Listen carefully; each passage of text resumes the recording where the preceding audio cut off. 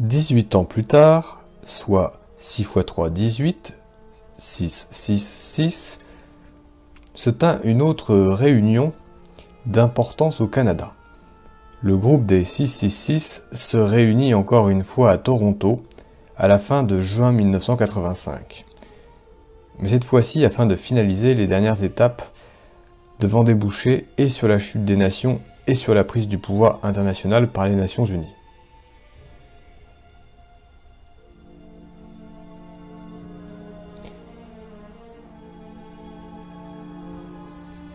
But du projet mondialiste, établissement de l'occulte mondial, moyen de financement du projet, contrôle du FMI, du GATT, de la Commission de Bruxelles, de l'OTAN, de l'ONU et d'autres organismes internationaux. Les dernières 18 années furent très profitables pour l'avancement de nos projets mondiaux. Je peux vous dire, frères, que nous touchons maintenant presque au but. La chute des États-nations n'est plus qu'une question de temps assez court, dois-je vous avouer en toute confiance. Grâce à nos agents d'infiltration et à nos moyens financiers colossaux, des progrès sans précédent ont maintenant été accomplis dans tous les domaines de la science et de la technologie, dont nous contrôlons financièrement les plus grandes corporations. Depuis les réunions secrètes avec M. de Rothschild dans les années 56, et qui avaient pour but de mettre au point le développement et l'implantation mondiale des ordinateurs, il nous est maintenant possible d'entrevoir la mise en place d'un genre d'autoroute internationale où toutes ces machines seraient reliées entre elles. Car comme vous le savez déjà, le contrôle direct et individuel des populations de la planète serait à tout le moins totalement impossible sans l'usage des ordinateurs et leur rattachement électronique les uns par rapport aux autres en un vaste réseau mondial. Ces machines d'ailleurs ont l'avantage de pouvoir remplacer des millions d'individus. De plus, elles ne possèdent ni conscience ni morale aucune, ce qui est indispensable pour la réussite d'un projet comme le nôtre. Surtout, ces machines accomplissent sans discuter tout ce qui leur est dicté. Elles sont des esclaves parfaits dont ont tant rêvé nos prédécesseurs, mais sans qu'ils aient été à même de se douter qu'un jour, il nous serait possible d'accomplir un tel prodige. Ces machines, sans patrie, sans couleur, sans religion, sans appartenance politique, sont l'ultime accomplissement et l'outil de notre nouvel ordre mondial. Elles en sont la pierre angulaire. L'organisation de ces machines en un vaste réseau mondial dont nous contrôlerons les leviers supérieurs nous servira à immobiliser les populations. Comment ? Comme vous le savez, la structure de base de notre nouvel ordre mondial est composée dans son essence d'une multitude de réseaux divers, couvrant chacun toutes les sphères de l'activité humaine sur toute l'étendue de la planète. Jusqu'à ce jour, tous ces réseaux étaient liés entre eux par une base idéologique commune, celle de l'homme, comme étant le centre et l'ultime accomplissement de l'univers. Ainsi, grâce à tous ces réseaux unis par le lien de la nouvelle religion de l'homme pour l'homme, nous avons pu facilement infiltrer tous les secteurs humains dans tous les pays occidentaux et en modifier la base judéo-chrétienne. Le résultat est qu'aujourd'hui, cet homme, qu'il fasse partie du politique, de l'économique, du social, de l'éducation, du scientifique ou du religieux, a déjà, depuis notre dernière réunion de fin juin 67, abandonné son héritage passé pour le remplacer par notre idéal d'une religion mondiale basée uniquement sur l'homme. Coupé ainsi qu'il est dorénavant de ses racines historiques, cet homme n'attend plus en définitive que lui soit proposée une nouvelle idéologie. Celle-ci, bien entendu, est la nôtre, celle du village communautaire global, dont il sera le centre.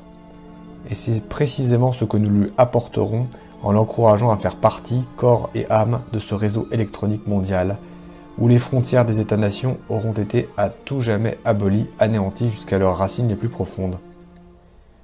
Pendant que cet homme égaré sera absorbé par son enthousiasme aveugle à faire partie de sa nouvelle communauté mondiale en faisant partie de ce vaste réseau d'ordinateurs pour notre compte, nous verrons à partir des leviers supérieurs qui lui seront cachés à le ficher, à l'identifier, à le comptabiliser et à le rentabiliser selon notre propre objectif.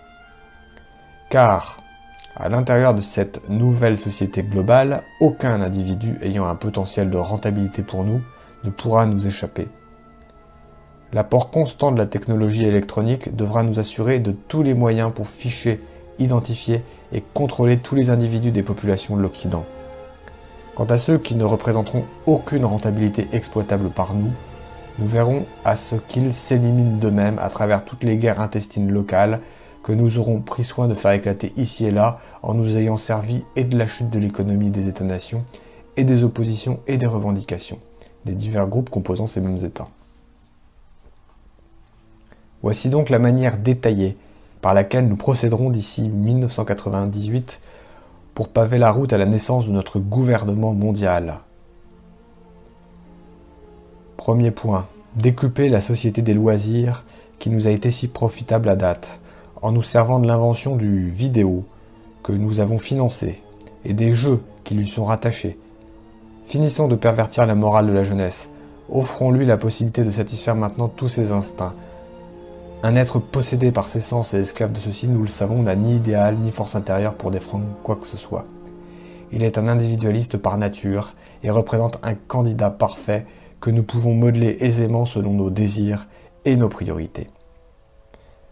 D'ailleurs, rappelez-vous avec quelle facilité nos prédécesseurs ont pu orienter toute la jeunesse allemande au début du siècle en se servant du désabusement de cette dernière. Deuxième point, encourager la contestation étudiante pour toutes les causes rattachées à l'écologie. La protection obligatoire de cette dernière sera un atout majeur le jour où nous aurons poussé les États-nations à échanger leur dette intérieure contre la perte de 33% de tout leur territoire demeuré à l'état sauvage. Comblons le vide intérieur de cette jeunesse en l'initiant dès son tout jeune âge à l'univers des ordinateurs. Utilisons pour cela son système d'éducation, un esclave au service d'un autre esclave que nous contrôlons. C'était le point 3. Point 4. Sur un autre plan, établissons le libre-échange international comme étant une priorité absolue pour la survie économique des États-nations. Cette nouvelle conception économique nous aidera à accélérer le déclin des nationalistes de toutes les nations, à les isoler en factions diverses et au moment voulu à les opposer farouchement les uns aux autres dans des guerres intestines qui achèveront de ruiner ces nations. Point 5. Pour nous assurer à tout prix de la réussite d'une telle entreprise, faisons en sorte que nos agents déjà infiltrés dans les ministères des Affaires intergouvernementales et de l'immigration des États-nations fassent modifier en profondeur les lois de ces ministères.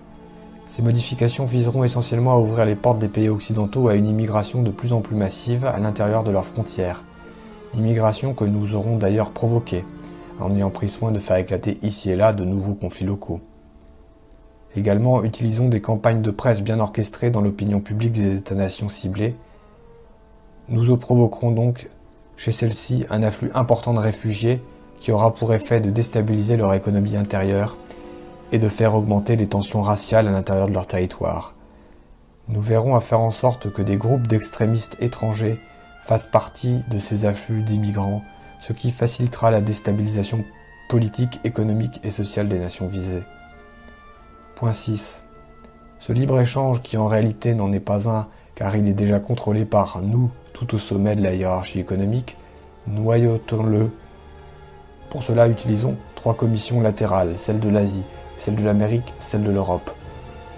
Il nous apportera la discorde à l'intérieur des États-nations par la hausse du chômage reliée aux restructurations de nos multinationales.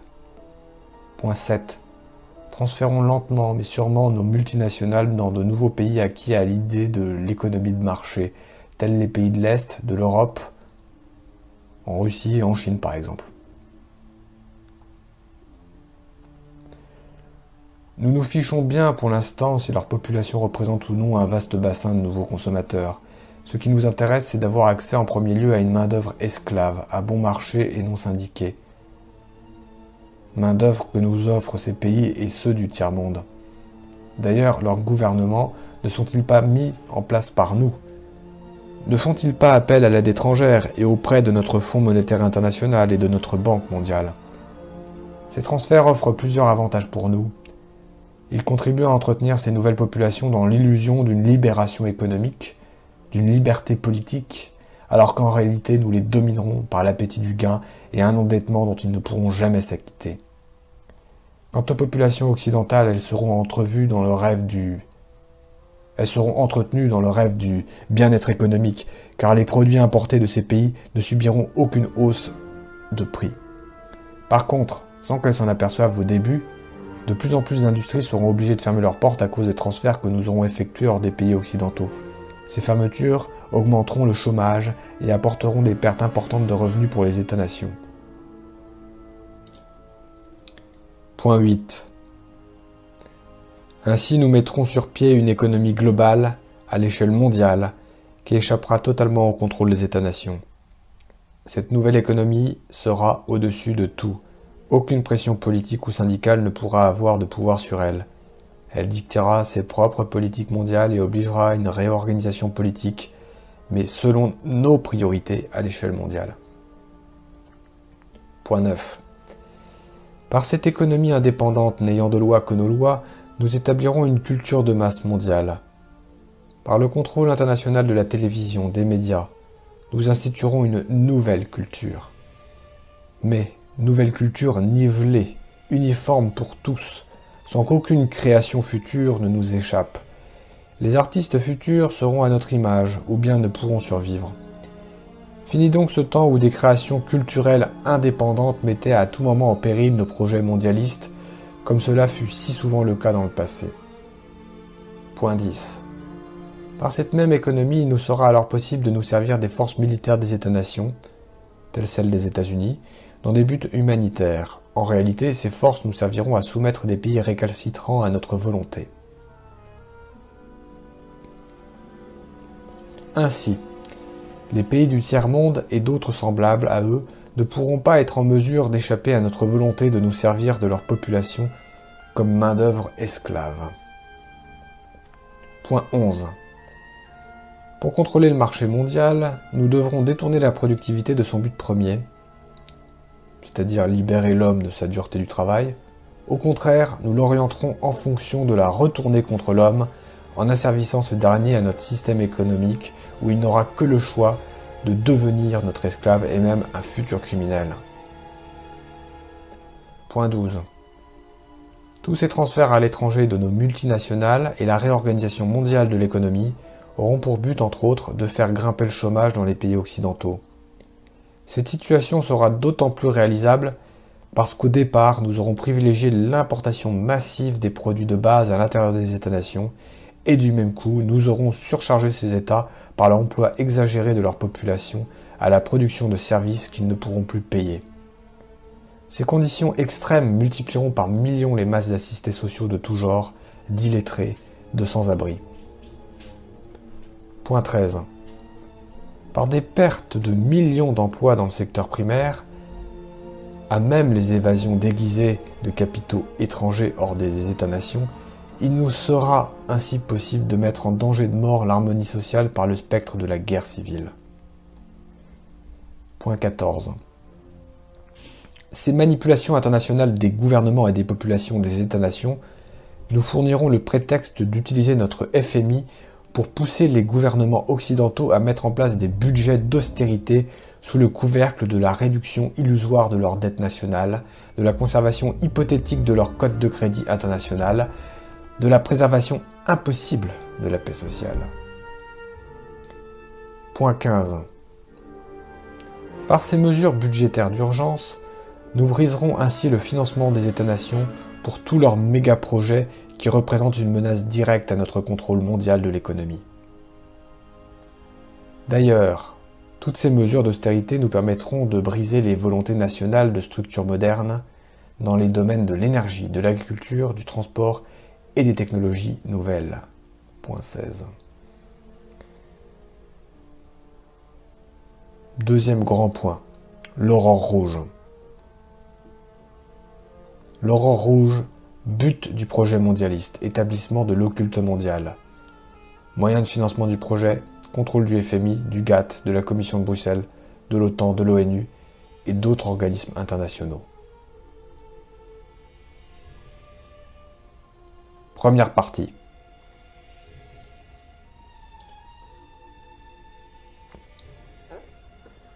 Point 17. Ces mêmes mesures nous offriront l'occasion rêvée d'instaurer notre idéologie de la compétition économique.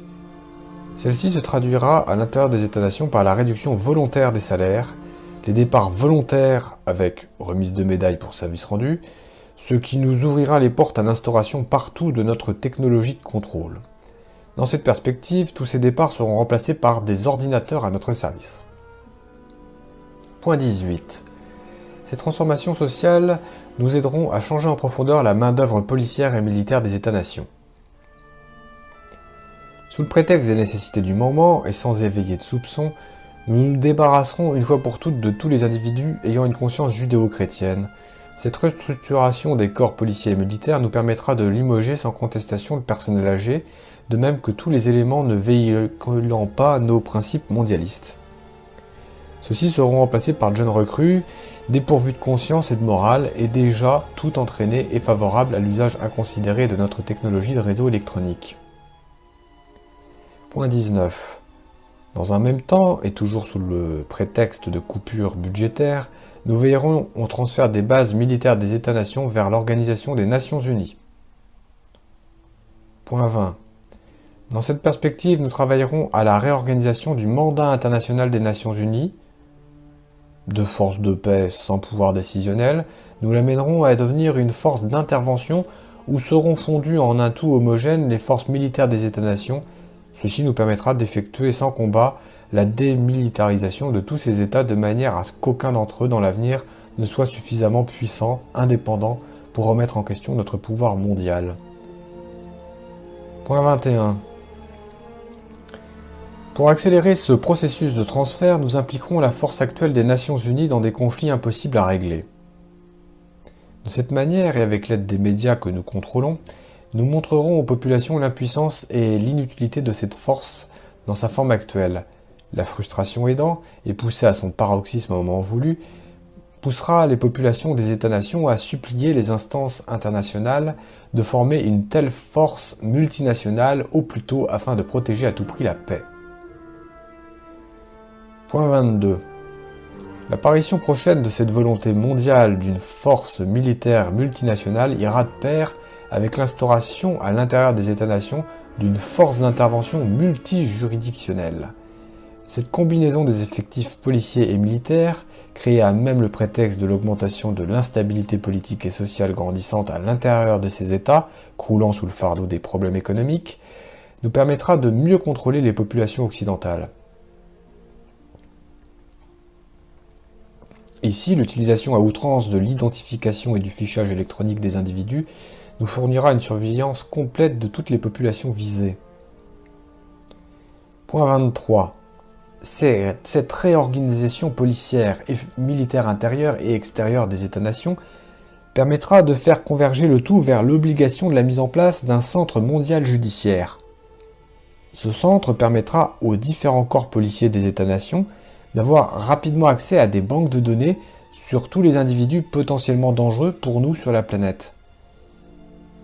L'image d'une meilleure efficacité judiciaire et les liens de plus en plus étroits créés et entretenus avec le militaire nous aideront à mettre en valeur la nécessité d'un tribunal international doublé d'un système judiciaire mondial, l'un pour les affaires civiles, les criminels, individuels, et l'autre pour les nations. Point 24. Au cours de la croissance acceptée par tous de ces nouvelles nécessités, il sera impérieux pour nous de compléter au plus tôt le contrôle mondial des armes à feu à l'intérieur des territoires des États-nations. Pour ce faire, nous accélérerons le plan Alpha, mis en œuvre au cours des années 60 par certains de nos prédécesseurs. Ce plan, à l'origine, visait deux objectifs qui sont demeurés les mêmes encore aujourd'hui. À savoir, par l'intervention de tireurs fous, créer un climat d'insécurité dans les populations pour amener à un contrôle plus serré des armes à feu. Orienter les actes de violence de manière à en faire porter la responsabilité par des extrémistes religieux ou des personnes affiliées à des allégeances religieuses de tendance traditionnelle ou encore des personnes prétendant avoir des communications privilégiées avec Dieu.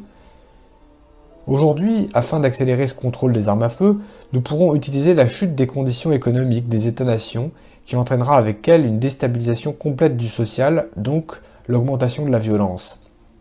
Je n'ai pas besoin de vous rappeler ni de vous démontrer frères, les fondements de ce contrôle des armes à feu. Sans celui-ci, il deviendrait presque impossible pour nous de mettre à genoux les populations des États visés. Rappelez-vous avec quel succès nos prédécesseurs ont pu contrôler l'Allemagne de 1930 avec les nouvelles lois mises en application à l'époque. Lois d'ailleurs sur lesquelles sont fondées les lois actuelles des États-nations pour ce même contrôle. Point 25.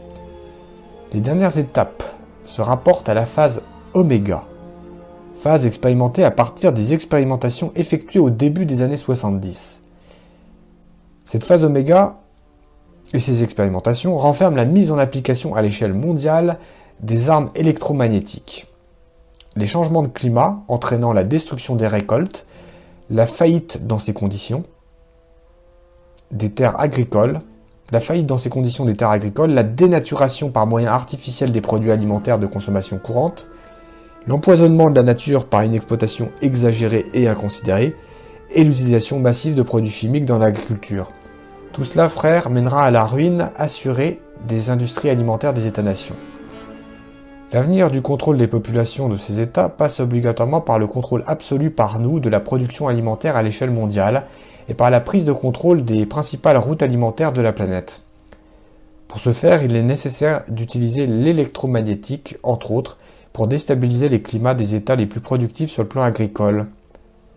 Quant à l'empoisonnement de la nature, elle sera d'autant plus accélérée que l'augmentation des populations l'y poussera sans restriction. Point 26. L'utilisation de l'électromagnétique pour provoquer des tremblements de terre dans les régions industrielles les plus importantes des États-nations contribuera à accélérer la chute économique des États les plus menaçants pour nous, de même qu'à amplifier l'obligation de la mise en place de notre nouvel ordre mondial. Point 27. Qui pourra nous soupçonner ? Qui pourra se douter des moyens utilisés ? Ceux qui oseront se dresser contre nous en diffusant de l'information quant à l'existence et au contenu de notre conspiration deviendront suspects aux yeux des autorités de leur nation et de leur population. Grâce à la désinformation, aux mensonges, à l'hypocrisie et à l'individualisme que nous avons créés au sein des peuples des États-nations, l'homme est devenu un ennemi pour l'homme. Ainsi, ces individus indépendants, qui sont des plus dangereux pour nous, justement à cause de leur liberté, seront considérés par leurs semblables comme étant des ennemis et non des libérateurs. L'esclavage des enfants, le pillage des richesses du tiers-monde, le chômage, la propagande pour la libération de la drogue, l'abrutissement de la jeunesse des nations, l'idéologie du respect de la liberté individuelle diffusée au sein des églises judéo-chrétiennes et à l'intérieur des États-nations, l'obscurantisme considéré comme une base de la fierté, les conflits interethniques et notre dernière réalisation, à savoir les restrictions budgétaires, tout cela nous permet enfin de voir l'accomplissement ancestral de notre rêve, celui de l'instauration de notre nouvel ordre mondial. Fin du document, fin juin 1985. En conclusion, alors, ce protocole de Toronto 666, mythe ou réalité ? Ce serait comme de demander si le meilleur des mondes était lui aussi un mythe ou une réalité, même s'il s'agit d'un roman. De même pour 1984. Pourtant, son auteur a lui aussi eu accès à des documents d'époque pour le créer. Cet auteur, c'est Serge Monast. Serge Monast savait bien que la révélation, la diffusion des informations qu'il possédait, mais sous une autre forme que celle du roman, aurait éveillé chez les populations beaucoup plus de méfiance que d'acceptation. Et combien d'autres auteurs ont dû, eux aussi, user du même stratagème pour avertir leurs contemporains et les générations futures. Alors, le protocole de Toronto 666 et l'aurore rouge, mythe ou réalité ? L'urgence de la situation actuelle, c'est engendrée par le début des restrictions budgétaires qui marquent le commencement de la fin, la réalisation proche du nouvel ordre mondial occulte. Cette urgence ne permettrait-elle pas la rédaction d'un roman, ce qui aurait pris trop de temps dans le contexte présent ? Mais l'impact provoqué quant à la révélation de ces documents est tout de même important, car leur publication aura pour effet de placer sur la défensive ceux qui en sont à l'origine. Ce qui est souhaité ici, c'est qu'au-delà de la désinformation véhiculée et entretenue par des politiciens sans scrupules et par des gens apeurés face à la possibilité de perdre des intérêts personnels, chaque lecteur puisse réfléchir, se regrouper avec d'autres semblables à lui et prendre maintenant des moyens pour survivre face à ce qui vient. Même si ma vie est en danger à cause de la diffusion d'informations comme celle-ci, la vôtre l'est encore plus par l'ignorance de ces mêmes informations. Alors, le protocole de Toronto 666 et l'aurore rouge, mythe ou réalité? À vous de répondre. À vous de voir dans les événements récemment passés et futurs si ces documents appartiennent au domaine de la fiction ou de la réalité. À vous de réaliser que la peur n'a d'autre objet que de vous paralyser et de vous placer à la merci de ceux qui ne veulent que vous contrôler pour mieux vous asservir selon leurs intérêts, qui en fin de compte ne sont pas les vôtres. Alors, le protocole de Toronto 666 et l'aurore rouge, mythe ou réalité? Fin.